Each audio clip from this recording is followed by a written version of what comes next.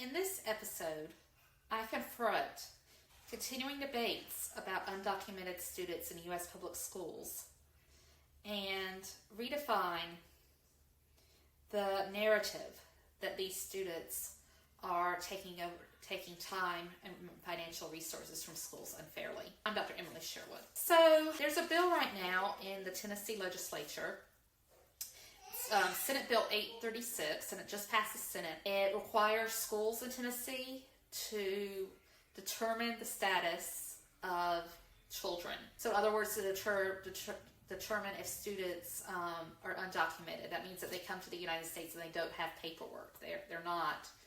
There's no legal status for these children. The government doesn't, in many cases, know they're here, and they don't have permission to be in the country legally. And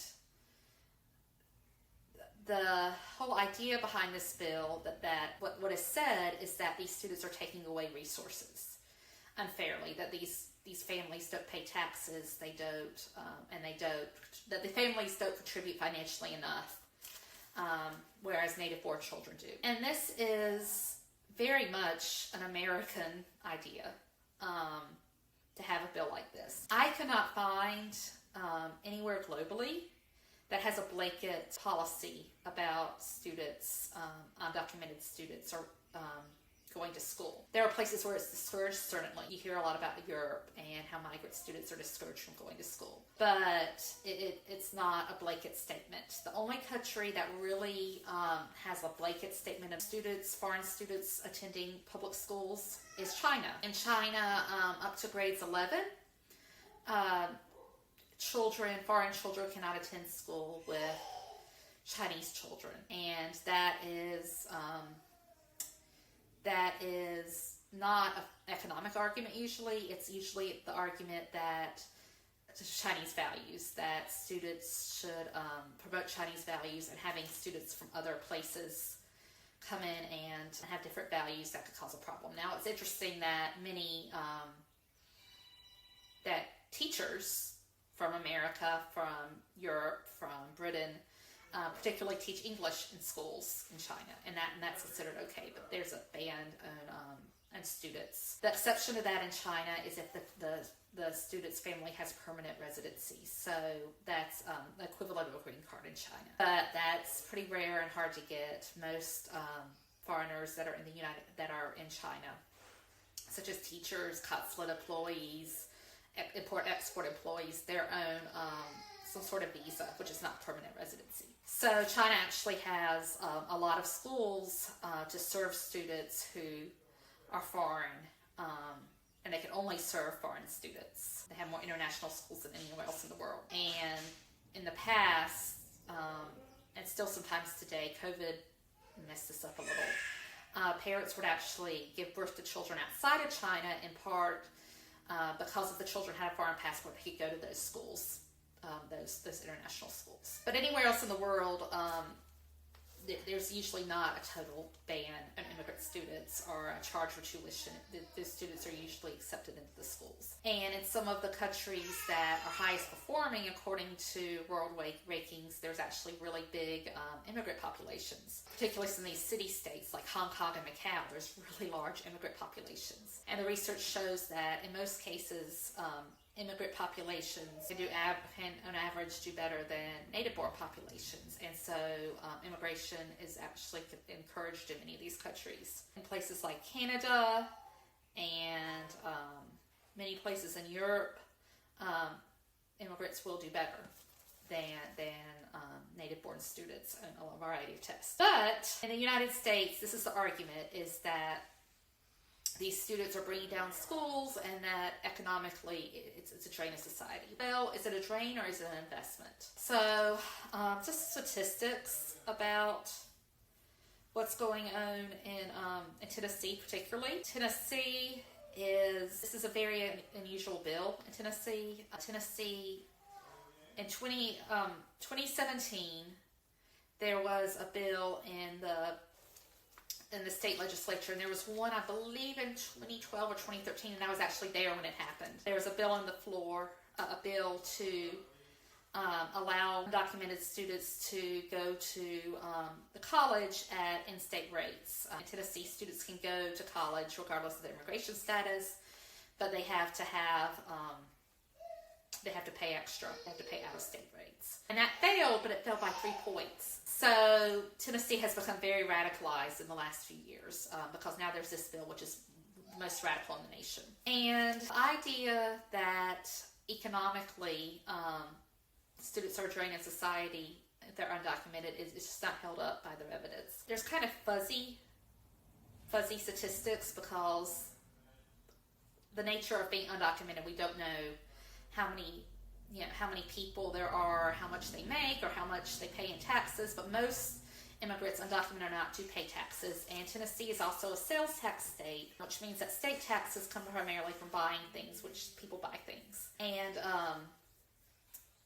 And one group found that the average immigrant, whether documented or undocumented in Tennessee, pays $10,000 a year into either state or local taxes. And these are, they pay $10,000 a year in the form of tax, which is higher than the average citizen pays. Immigrants, whether they're undocumented or not, also cannot receive any kind of benefits generally. There are exceptions for refugees and emergencies and things like that, but generally speaking, immigrants cannot access government benefits, so things like food stamps or Medicaid, which is government-sponsored health care. Generally speaking, immigrants can't access those things. And so the net effect of these people is actually very positive. I contribute a lot to the economy. I also wonder from kind of a philosophical standpoint, if you think about children in public school, how many of these children really have parents who contribute more than the cost of their education in general? I mean, I'm talking about American-born children. And if you put any other marginalized group there and say, well, those children should be able to go to school, it becomes a very shocking thing to say. For example, there are many children, unfortunately, in this country who have children whose parents are in jail. And those children often have higher needs than other children, just because of their background and their home situation. And if you take this analogy and put it in that, well, children with parents who are in jail shouldn't be able to go to public school. That sounds horrible. That's something that most people would not agree with. It sounds barbaric. That our most vulnerable children shouldn't be able to go to school. Or if you say, well, children who receive free and reduced lunch, their parents don't pay enough in taxes, generally speaking, to make up the amount of money that takes to educate them. So they shouldn't be able to go to school. Again, that sounds really barbaric and cruel and ruthless. Yet somehow, because these children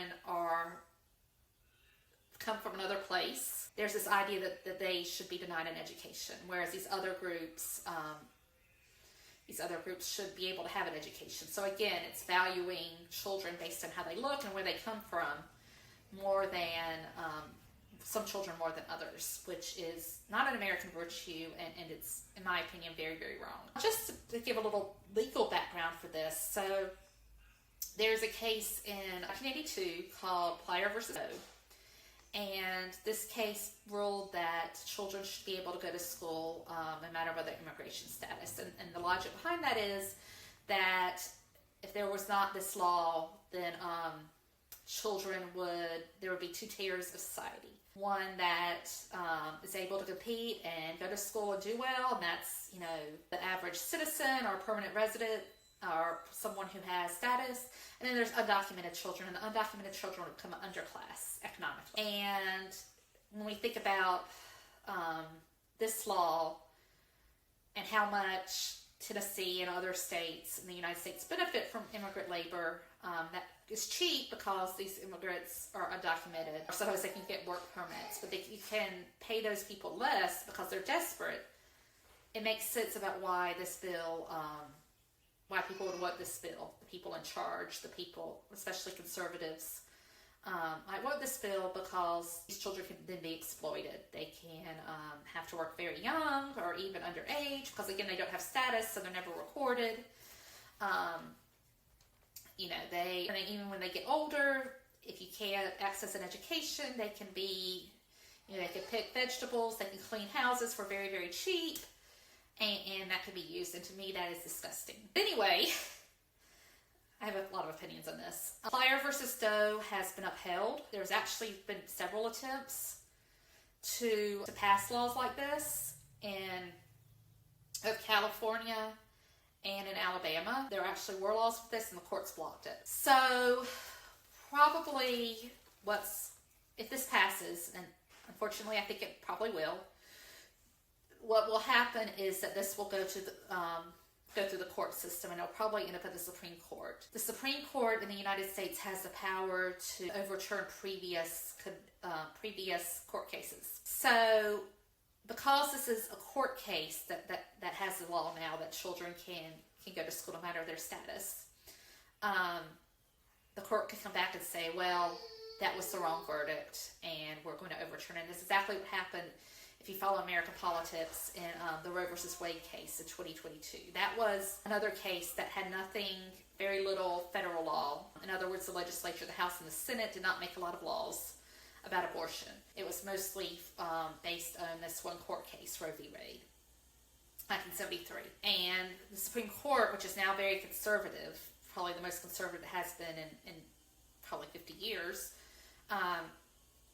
overturned that. And that's kind of what is likely to happen to this law. It will, if it goes into law, if Tennessee does achieve in putting this into law, and there is a lot of opposition against it, a lot of people are speaking out, but if it does go into law, it's likely to go to the courts, and then the courts will determine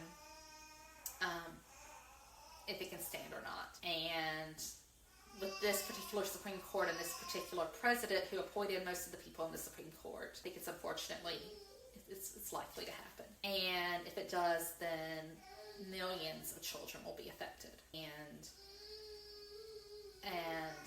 it will make some of our most vulnerable students even more vulnerable. So, like I said, I did a lot of research for this, and I couldn't find a whole lot worldwide. So if you have any stories or any information about this issue worldwide, I would love to hear from you. Please comment below. And thank you so much. And until next time, keep learning.